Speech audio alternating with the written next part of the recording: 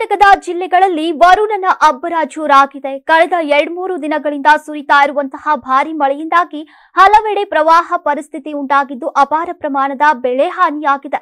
ವಿಜಯಪುರದಿಂದ ಉತ್ತರ ಕನ್ನಡದವರೆಗೆ, ಬಳ್ಳಾರಿಯಿಂದ ಬಾಗಲಕೋಟೆಯವರೆಗೆ ಗ್ರಾಮೀಣ ಭಾಗದ ಜನತೆ ಮಳೆ ಆರ್ಭಟದಿಂದ ಪರದಾಡುತ್ತಿದ್ದಾರೆ.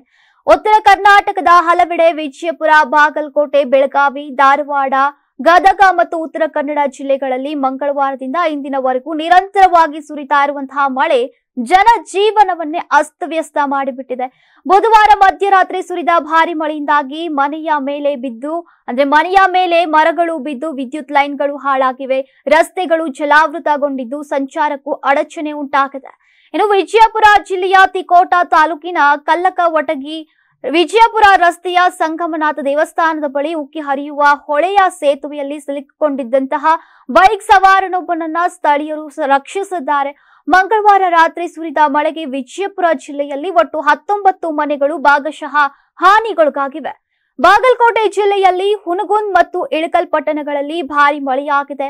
ನೆಲಮಟ್ಟದ ಮನೆಗಳಿಗೆ ನೀರು ನುಗ್ಗಿ ಹಲವು ಜನರು ತಾತ್ಕಾಲಿಕ ಆಶ್ರಯ ಕೇಂದ್ರಗಳಿಗೆ ತೆರಳಿದ್ದಾರೆ. ಬೆಳಗಾವಿ ಜಿಲ್ಲೆಯ ಚಂದನ ಹೊಸೂರಿನಲ್ಲಿ 48 ವರ್ಷದ ವ್ಯಕ್ತಿ ಒಂದು ಹೊಳೆ ದಾಟುವಾಗ ನದಿಯ ಪ್ರವಾಹಕ್ಕೆ ಬೈಕ್ ಸಮೇತ ಕೊಚ್ಚಿ ಹೋಗಿದ್ದಾರೆ. ಈಗ ಶೋಧ ಕಾರ್ಯಗಳು ಮುಂದುವರೆದಿದೆ. ಇನ್ನು ಉತ್ತರ ಕನ್ನಡ ಜಿಲ್ಲೆಯ ಹೊನ್ನಾವರ ತಾಲೂಕಿನಲ್ಲಿ ವರುಣನ ಅಬ್ಬರ ಹೆಚ್ಚಿದ್ದು ಗುಂಡಬಾಳ ನದಿ ಉಕ್ಕಿ ಹರಿತಾ ಇದೆ. ನದಿಯ ಕಡೆಯ ಹಳ್ಳಿಗಳ ಮನೆಗಳಿಗೆ ನೀರು ನುಗ್ಗಿದ್ದು ಜನರು ಮನೆ ಬಿಟ್ಟು ಸುರಕ್ಷಿತ ಸ್ಥಳಗಳಿಗೆ ಸ್ಥಳಾಂತರವಾಗುತ್ತಿದ್ದಾರೆ. ತಾಲೂಕಿನ ಹಲವೆಡೆ ಭೂಕುಸಿತಗಳು ಸಂಭವಿಸಿದ್ದು ಹಲವು ರಸ್ತೆಗಳು ಸಂಪೂರ್ಣ ಮುಚ್ಚಲ್ಪಟ್ಟಿವೆ. ರಸ್ತೆಗಳ ಮೇಲೆ ಮಣ್ಣು ಬಂಡೆಗಳು ಬಿದ್ದಿರುವ ದೃಶ್ಯಗಳು ಕಂಡು ಬರ್ತಾ ಇವೆ. ಇನ್ನು ಬಳ್ಳಾರಿ ಜಿಲ್ಲೆಯ ನಾರಿಹಳ್ಳ ಅಣೆಕಟ್ಟಿನಿಂದ ನೀರು ಬಿಡುಗಡೆಗೊಳ್ತಾ ಇದ್ದಂತೆ ಸುಮಾರು 200 ಎಕರೆ ಪ್ರದೇಶದಲ್ಲಿ ಬೆಳೆದಿದ್ದಂತಹ ಮೆಕ್ಕೆಜೋಳ, ಹತ್ತಿ, ಭತ್ತ ಹಾಗೂ ಜೋಳದ ಬೆಳೆಗಳು ಸಂಪೂರ್ಣವಾಗಿ ಜಲಾವೃತಗೊಂಡು ನಾಶವಾಗಿವೆ.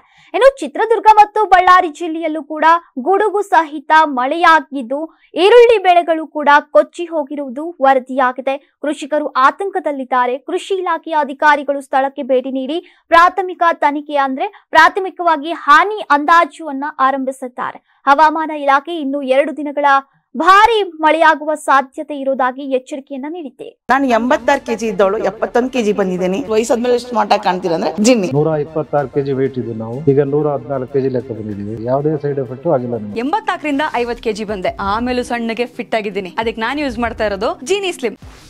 84ರಿಂದ 50 ಕೆಜಿ ಬಂದೆ. ಆಮೇಲೆ ಸಣ್ಣಗೆ ಫಿಟ್ ಆಗಿದ್ದೀನಿ.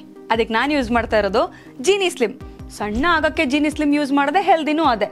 ನೀವು ಸಣ್ಣ ಆಗ್ಬೇಕಾ, ಹೆಲ್ದಿ ಆಗ್ಬೇಕಾ? ಹಾಗಿದ್ರೆ ಜೀನಿ ಸ್ಲಿಮ್ ಯೂಸ್ ಮಾಡಿ. ಸಣ್ಣ ಆಗೋದಕ್ಕೆ ಯಾವುದೋ ಪ್ರಾಡಕ್ಟ್ ಹೇಳ್ತಾ ಇದ್ದಾಳೆ, ಏನಾದರೂ ಸೈಡ್ ಎಫೆಕ್ಟ್ಸ್ ಇದೆ ಅಂತ ಯೋಚನೆ ಮಾಡ್ತಾ ಇದ್ದೀರಾ? ಖಂಡಿತ ಇಲ್ಲ. ಯಾಕಂದ್ರೆ ಇದು ಕೆಮಿಕಲ್ ಫ್ರೀ. ಸಣ್ಣ ಆಗಬೇಕು ಅಂದ್ರೆ ಜೀನಿ ಸ್ಲಿಮ್ ಯೂಸ್ ಮಾಡಿ.